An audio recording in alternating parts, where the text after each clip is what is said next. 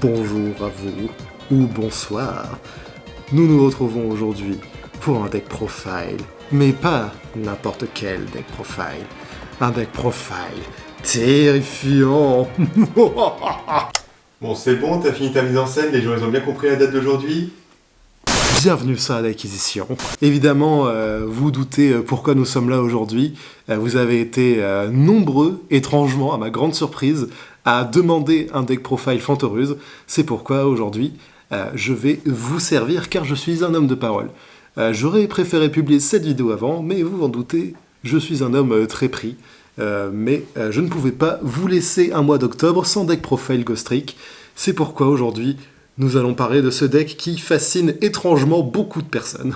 Donc, Fantoruse, c'est un deck qui me plaît beaucoup, qui me suit depuis que je suis au collège, sorti dans Shadow Spectre. C'est un deck qui me suit, comme j'ai dit, depuis longtemps, et ça a reçu du support cette année, il me semble. C'était en janvier dans Battle of Chaos.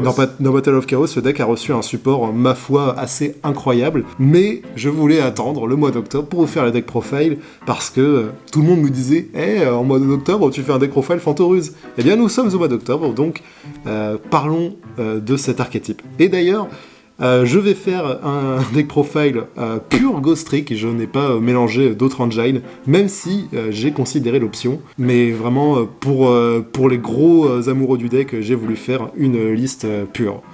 Ça vaut ce que ça vaut. Voyons un peu cela. Donc, sans grande surprise, nous allons jouer 3 Jiangshi, la chercheuse du deck, qui a évidemment reçu une magnifique reprint en ultra rare.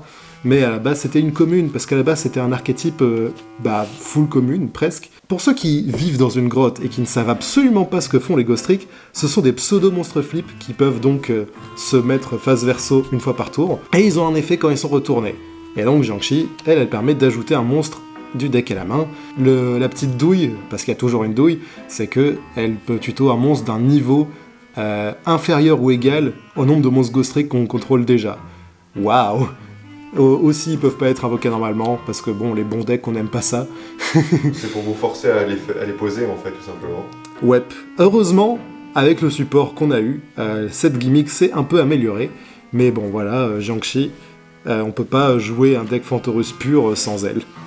Et la petite nouvelle que j'aime beaucoup, c'est Sirène. Sirène, elle a un effet si elle est invoquée normalement, de manière normale. En gros, juste, elle meule 2 cartes du dessus du deck. De manière obligatoire, by the way. Et si, parmi ces 2 cartes, on a envoyé une carte Fantoruse, elle peut ajouter une magie au piège du deck à la main. C'est évidemment extrêmement bien, mais je la joue que x2 pour une raison très conne, c'est que je me suis déjà deck out avec son propre effet vu qu'il est obligatoire. Donc, pas à 3, parce que j'ai pas envie de mourir au deck out. Et évidemment, c'est la seule niveau 4 du deck, la seule elfe, genre je trouve ça... Je trouve ça franchement trop... C'est la seule elfe du main deck. Oui, c'est ça. Parce qu'en fait, tous les Ghost Trick ont un type différent pour le niveau. Les niveaux 3, c'est les zombies, les 2, c'est les magiciens, les 1, c'est les démons, et les 4, c'est les elfes. Et je suis trop content que cette carte existe, parce que j'ai rêvé de son existence avant qu'elle sorte, et... Bref, Konami a exaucé mon souhait. 3, Momie. Que fait Momie ? Elle permet une invocation normale supplémentaire d'un monstre Ghost Trick. C'est très bien pour faire des Xyz, c'est l'un des rares outils de Swarm que possède le deck, et vu que je joue une version très très pure, je pense que à 3 il est bien, parce que y a ces nouveaux outils de Swarm qui le rendent meilleur. À la base il était pas ouf, mais maintenant il est mieux. Par nostalgie, je joue une Ghoul et un squelette. Ghoul c'était mon préféré à l'époque, c'est normal, parce que c'était la carte qu'il donnait à la sneak peek Shadow Spectre. Bref, qu'est-ce qu'il fait ?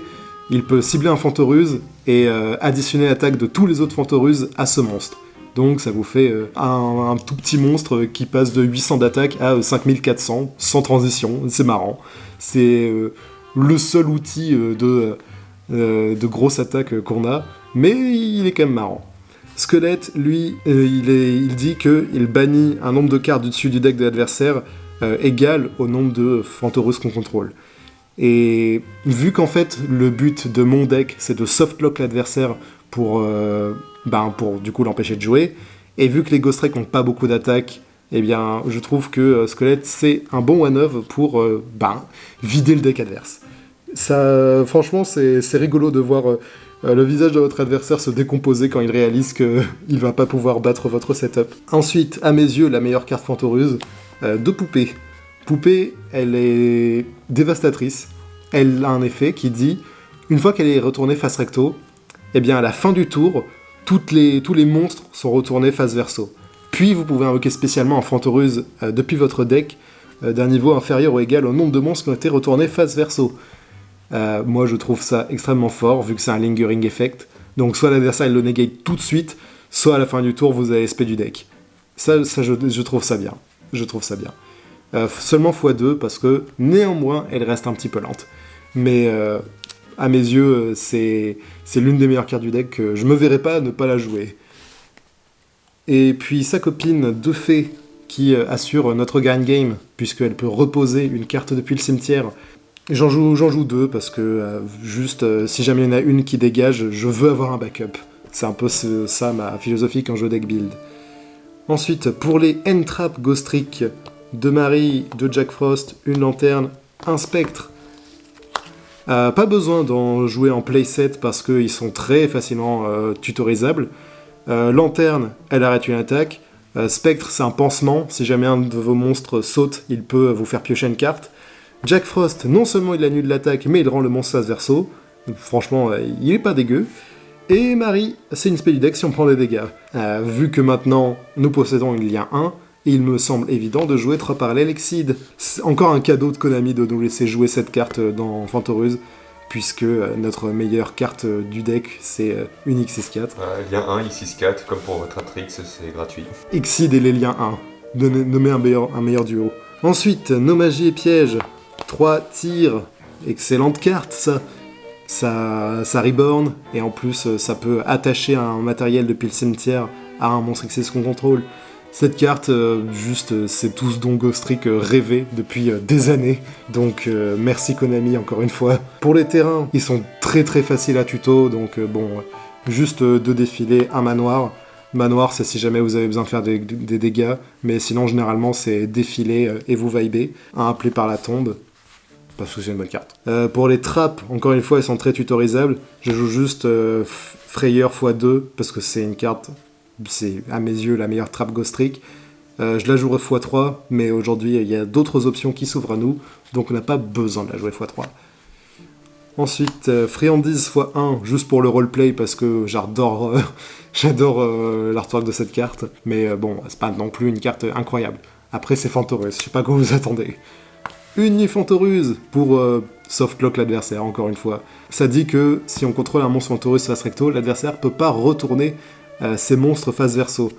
Et vous couplez ça avec Poupée, ça peut vraiment mettre un terme à la game. C'est trop bien. Après, Poupée met aussi tes monstres face down, d'où l'utilité du lien. Voilà, comme il dit le monsieur. Disparition pour Protec, ça c'est la carte, on la cherche si jamais on a déjà tout simplement. De rénovation, ça permet de jouer Mystic Mine, mais bon, moi je suis gentil, je mets pas Mystic Mine dans mon deck, contrairement à d'autres. Et sinon, son Graveyard Effect est vraiment bien pour rank up Angel of Mischief, parce que oui, Angel of Mischief, c'est de plus en plus viable dans Ghost Trick. Avant, ça te mettait super longtemps à la setup, aujourd'hui, peut-être en 2-3 tours et c'est plié, grâce à ça et tir, donc... c'est pour ça que je la joue x2, pour essayer d'accélérer la win condition. Son effet sur le terrain, au final, il est optionnel. Et la nouvelle carte de Darkwing Blast, qui est du pain béni pour ce deck, 3 canons d'Aruma. Pour ceux qui ne savent pas encore ce que fait cette carte, c'est très très simple. Ça met tous les monstres sur le terrain face verso, et si jamais l'adversaire possède des monstres liens, ou des monstres qui peuvent pas être mis face verso, genre un monstre unaffected, eh ben il est obligé de l'envoyer au cimetière. Ça vaut aussi pour toi d'ailleurs, c'est les 2 joueurs. Ouais, ça veut dire qu'on doit sacrifier notre pauvre lien 1. Bouhou, c'est si triste. Sauf qu'en fait, la plus grosse faiblesse de Fantoruse, c'était les monstres liens parce qu'ils peuvent pas être mis face verso. Cette carte règle ce problème. Donc, je sais pas quoi vous dire, jouez cette carte. Et cela conclut notre main deck. Pour notre extra deck, encore une fois, je joue très pur, donc je joue 99% de cartes Ghost Trick et 1% de non-cartes Ghost Trick. Donc, 3 festivals, juste cette carte, c'est l'incarnation des builds Ghost Trick modernes, puisque vous pouvez faire une lien avec un monstre face verso, c'est la seule carte du jeu qui fait ça, et comment dire que Ghost Trick en avait vraiment besoin. Quand l'adversaire attaque, elle peut se sacrifier pour spé un Ghost Trick face verso, donc ça permet de la flexibilité et tout. Surtout, elle permet au Ghost Trick de taper directement. Donc, après, c'est gratuit. Ça, elle le faisait déjà un peu de base. Alors non, parce qu'il y avait des monstres liens dans le jeu qui disaient que ils pouvaient pas taper directement. Certes, sauf que bon, maintenant, les monstres liens, on a des moyens de les out. Mais ouais, j'aime beaucoup l'artwork de cette carte, vu qu'il y a tout le monde dessus. Ensuite, pour nos Xyz, forcément, la best. 3 Angel of Mischief. Ce sourire, c'est pour ça que je joue le deck. Je lui nourrirai tous les matériels qu'elle veut, parce qu'elle le mérite. Généralement, je fais une Angel of Mischief qui va tuto, et une deuxième qui va me gagner la game. Je suis un fou furieux, moi. Angel of Mischief, c'est la meilleure carte Ghost Trick, point. C'est tout, il n'y a pas à chercher. Si vous voulez jouer un vrai deck Ghost Trick, vous la jouez, il n'y a pas à réfléchir. Ensuite, Papa Lucar x3, la deuxième meilleure Xyz. Que fait-il ? Il détruit des monstres face verso. Mais surtout, ce qui est important, c'est que s'il est envoyé au cimetière d'une quelconque manière, il peut récupérer une carte Ghost Trick à la main. Cette recovery est extrêmement importante, puisque vous allez faire Angel of Mischief par-dessus, vous allez le détacher, et après, lui, il peut récupérer une carte en plus. C'est pour ça qu'il y a certaines cartes que je joue x2, x1, parce qu'en fait, lui, il permet de récupérer ce dont on a besoin du cimetière. Puis, une si jolie boss, elle est pas incroyable, on va pas se mentir, parce qu'elle n'a pas cet effet de recovery. Mais je la joue x1, parce que je l'aime bien. Et c'est tout, vous n'avez pas besoin de savoir autre chose. Ensuite, 3 du Lahan, pareil, vu qu'il a l'effet de recovery, il est très bon. Et généralement, les monstres niveau 1, si on les invoque, ils restent un peu coincés sur le terrain. Donc du Lahan, il sert à ça, évidemment. Un comme ça, j'ai jamais eu l'occasion de l'invoquer, parce que de toute façon, si jamais je dois faire une rang 2, c'est si joli boss. Mais why not ? Et évidemment, comme on joue un deck Xyz, si jamais vous avez vraiment besoin de finir la game, un Zeus pour tout détruire. C'est pas une carte Ghost Trick, mais il gagne des games à lui tout seul, et parfois on a besoin de gagner des games. C'est bon, j'ai fait le deck profile Ghost Trick. Évidemment, maintenant que le deck a été reprint dans Ghost from the Past, il est infiniment plus budget qu'il ne l'était, parce que oui, fut une époque, Ghost Trick c'était un deck Gucci, parce que Lanterne Fantoreuse et Marie étaient des cartes qui étaient vieilles et qui avaient très peu de print, et vu que Fantoreuse c'est un deck apparemment très apprécié, c'était des cartes qui coûtaient cher. Je me rappelle encore de l'époque où... Lanterne c'était 14 balles. Oh putain. Marie, j'ai vendu les miennes à 20 € pièce. Elles étaient en italien. Je les ai achetées à moitié du prix que tu viens de dire. Ah bah écoute, j'ai fait le deck tardivement. Ouais, mais aujourd'hui, les communes sont en ultra. Faites-vous kiffer, vous pouvez avoir le deck pour aucun argent, et c'est toujours drôle de troller l'adversaire. Évidemment, la version que je vous présente aujourd'hui, c'est la mienne, et comme d'habitude, il y a beaucoup de flexibilité dans cet archétype pour faire un peu ce que vous voulez. Vous pouvez troller et le jouer avec d'autres trucs, genre Subterror, ou que sais-je. Vous pouvez jouer des cartes comme Plafond de Pique, qui va détruire tous les monstres face recto seulement, mais vous mettez vos monstres face verso, donc vous vous en fichez. Voilà, Ghost Trick, c'est vraiment un deck où les gens ont beaucoup deck build. Ça en a rendu certains un peu fous. Mais si vous voulez vous amuser, prenez mon conseil, jouez le deck pour ce qu'il est, à savoir un deck troll. Et si jamais vous perdez, c'est pas grave. Juste faites perdre le plus de temps possible à l'adversaire, et ce sera une victoire à vos yeux. Et si jamais vous arrivez à gagner avec Angel of Mischief, vous avez gagné à la vie. Je sais pas quoi vous dire. Voilà, c'est tout pour moi. Passez un bon Halloween très drôle avec vos potes. Jouez des Ghost Trick, jouez des crânes serviteurs, jouez n'importe quel deck qui vous fait flipper et qui vous fait marrer. C'est très important, parce que c'est à ça que ça sert Halloween. Passez un très bon moment, et on se retrouvera pour un autre deck profile, quand je pourrai faire un nouveau deck profile. En attendant, n'oubliez Peut-être pas... une nouvelle version de Fantoruse, on sait pas. Après tout, le deck il est splashable, non? En attendant, n'oubliez pas, lisez vos cartes, soyez créatifs, et n'oubliez pas que personne ne s'attend à la d'acquisition.